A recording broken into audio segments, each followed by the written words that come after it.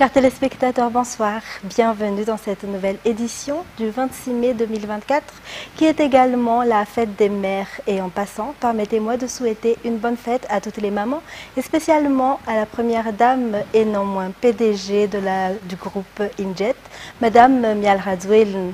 Bonne fête, Madame. À la une de l'actualité, le président Ange Razoueln et la première dame, Madame Mial Razoueln, se sont rendus ce jour aux Comores pour assister à la cérémonie d'investiture du président Assoumani. Une invitation qui renforce la relation entre Madagascar et la Comore. Après la cérémonie, le président Ange Razoueln a été reçu par le président des Comores, Azali Assoumani. Judy Galranjanirin et Rassoul Formalan. L'accueil réservé au président de la République de Madagascar, Ange Razoueln, et à son épouse, Madame Mial Razoueln, lors de leur atterrissage à l'aéroport de Comores, était plein de fraternité.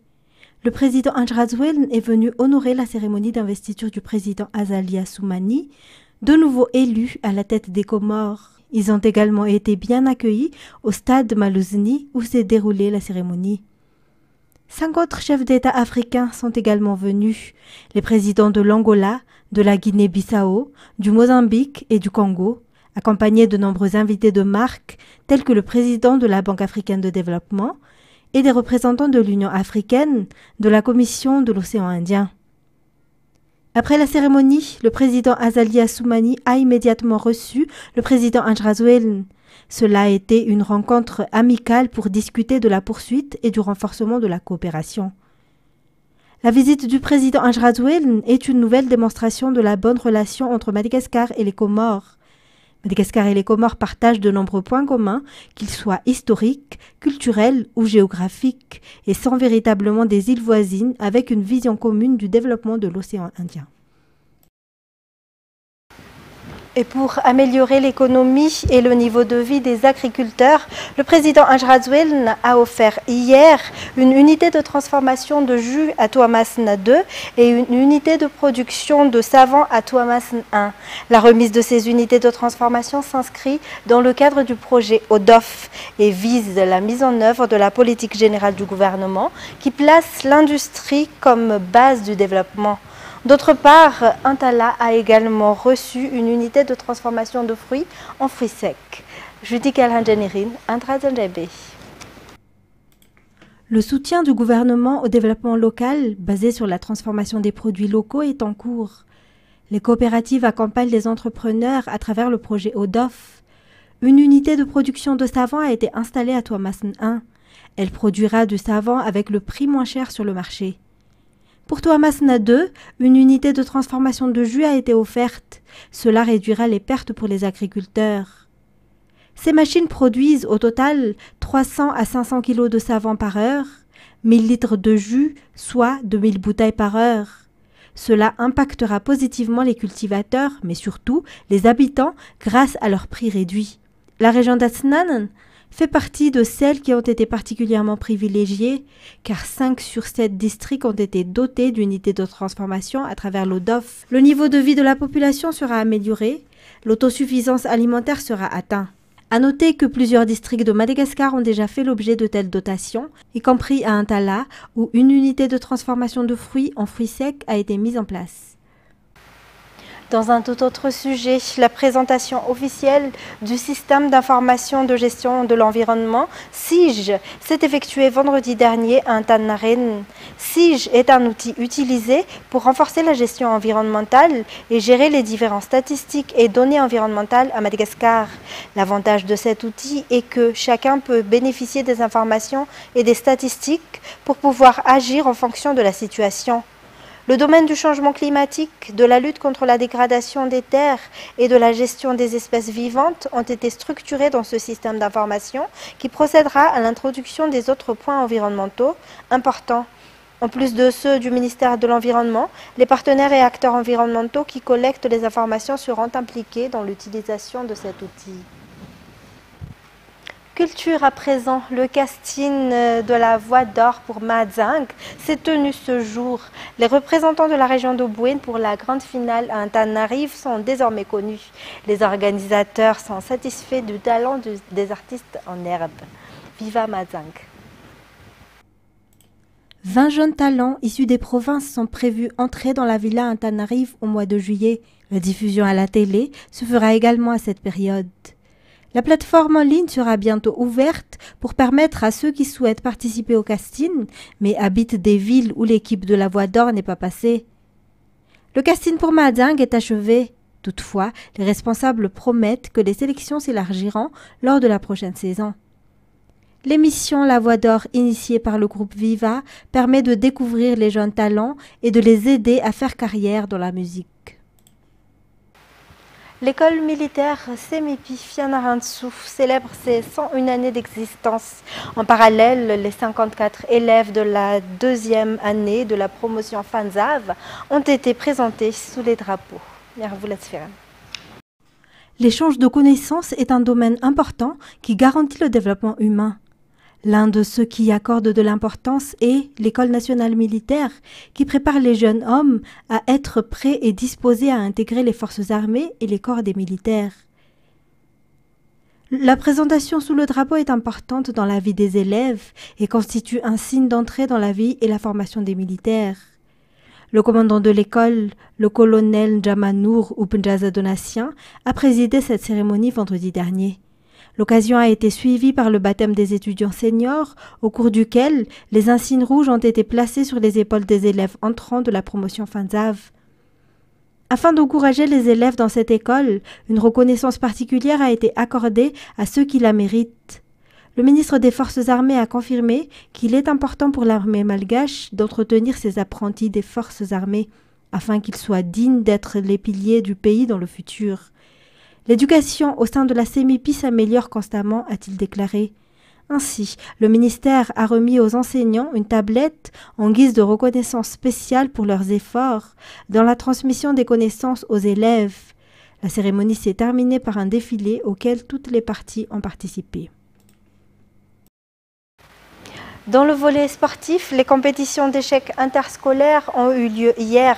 La fédération se dit satisfaite car les enfants et les jeunes ont un bon niveau. L'entraînement et la pratique du jeu d'échecs attirent de plus en plus d'élèves dans plusieurs écoles à Antananarive car selon les explications, cela éveille l'intelligence et aide à comprendre la logique mathématique. Sai Sylvain, Sech Anjanab. Concentration maximum. Ces 240 enfants âgés de 8 à 16 ans concourent à la compétition d'échecs interétablissements organisée par la Fédération des jeux d'échecs. C'est l'occasion pour ces enfants de s'affronter et d'améliorer leurs compétences. Les cours d'échecs font actuellement partie du programme scolaire dans de nombreux établissements à Antananarive. Parce que l'échec a un impact sur l'intelligence des enfants, cela rend aussi curieux selon les explications. Les enfants qui ont un excellent niveau, qui participent au championnat de Madagascar, et ceux qui participeront au championnat d'Afrique d'échecs à Johannesburg en juin, ont pris part à ce concours. Il est difficile pour les jeunes qui ne savent pas utiliser l'ordinateur de trouver du travail de nos jours, selon une enquête réalisée aujourd'hui à Mboumanamboul, raison pour lesquelles les jeunes se tournent aujourd'hui vers les centres de formation professionnelle. Il faut augmenter les compétences et les expériences, en plus des diplômes, pour répondre aux besoins du marché du travail. Andoniana Martina, Sech Anjanab. Dans le monde actuel du travail, les compétences informatiques sont incluses dans la plupart des exigences des entreprises. À part le bureautique, la connaissance de certains logiciels, de l'Internet et autres sont requises. Les jeunes devraient ainsi commencer dès leur plus jeune âge à s'initier à l'informatique. Pour ce centre de formation en informatique situé à Mboumanamboul, les jeunes diplômés, qui sont au nombre de 20, seront accompagnés selon les explications du responsable.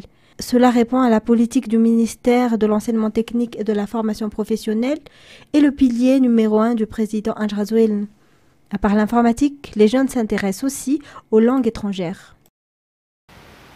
Madagascar est prête à accueillir le championnat de karaté de la région Afrique de l'Est, selon l'annonce faite par la fédération Mboutsrouch.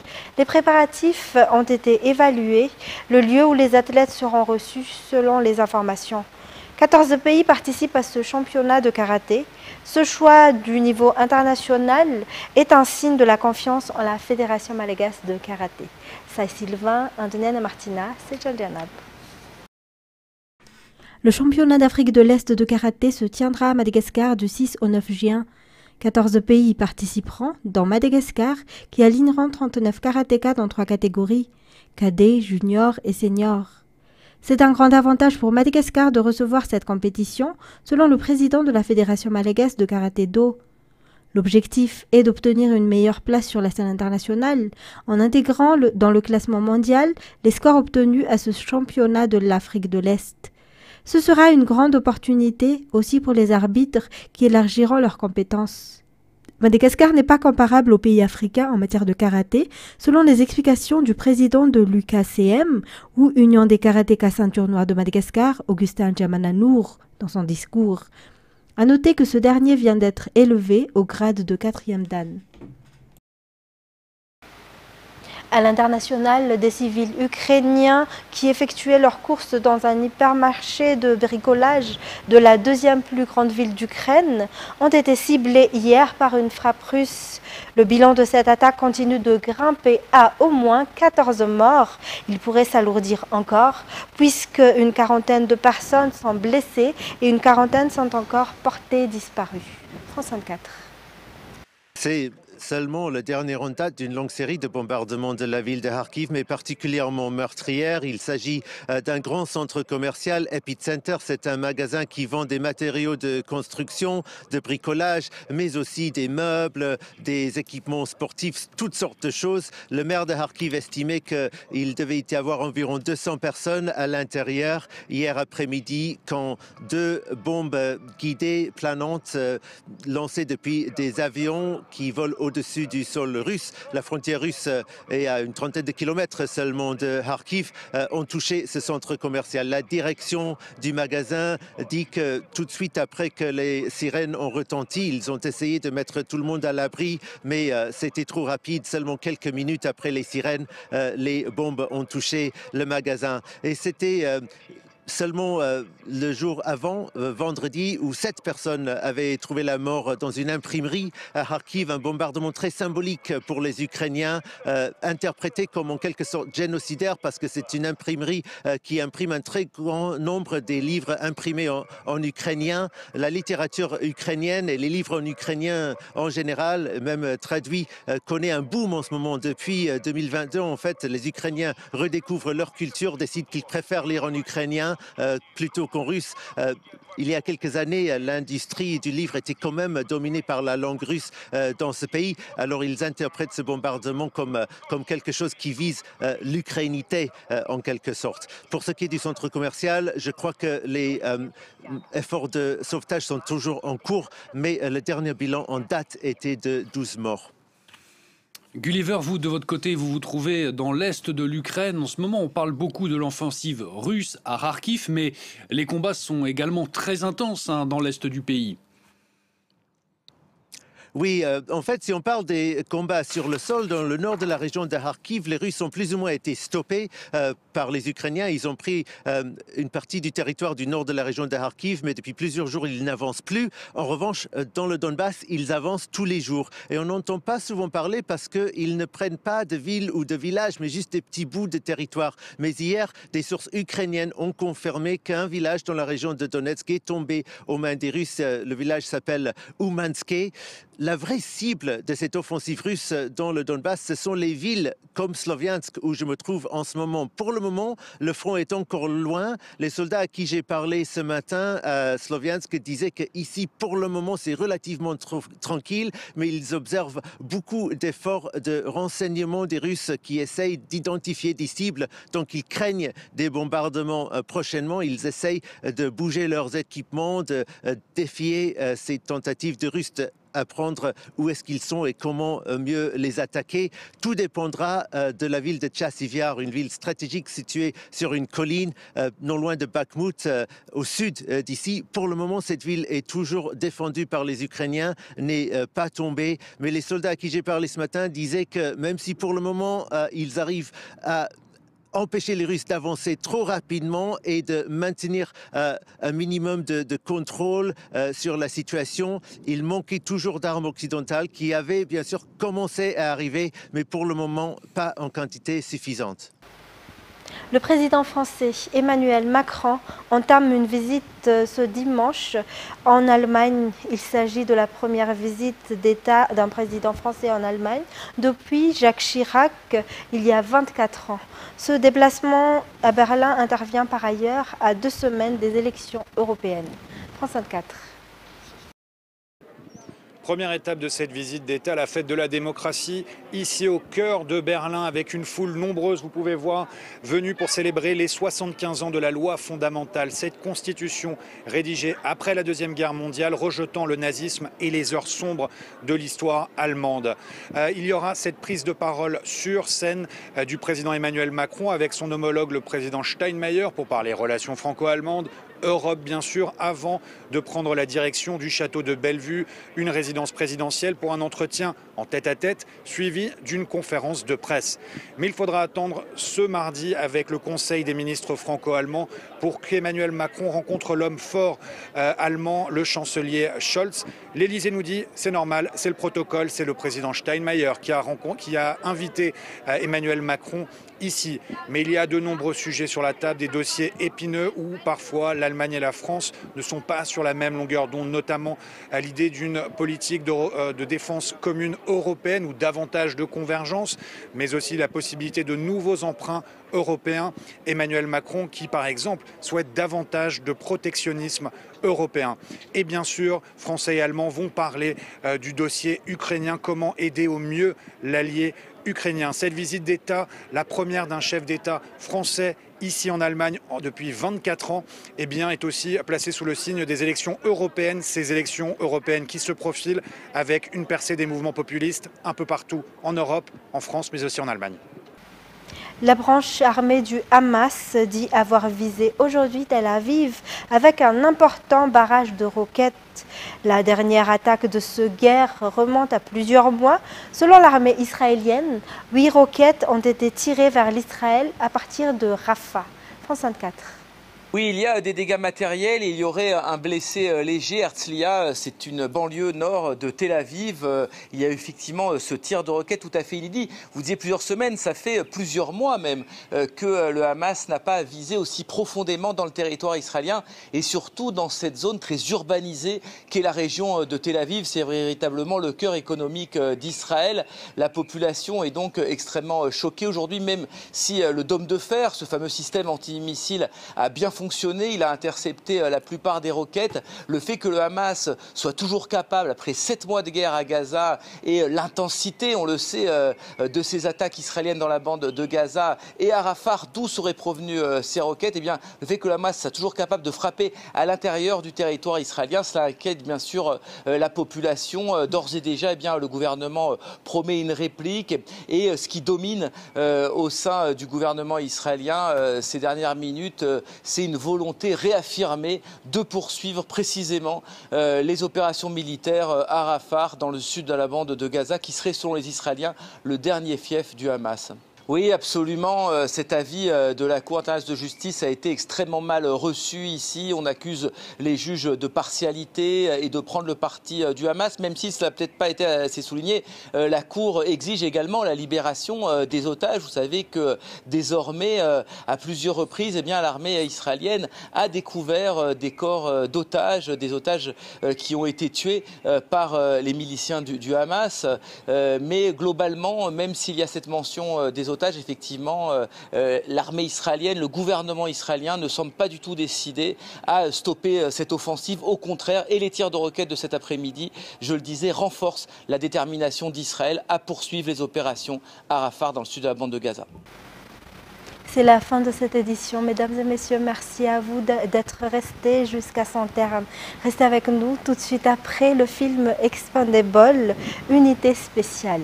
Quant à moi, je vous retrouve demain pour de nouvelles actualités. Au revoir et passez une excellente soirée sur Viva.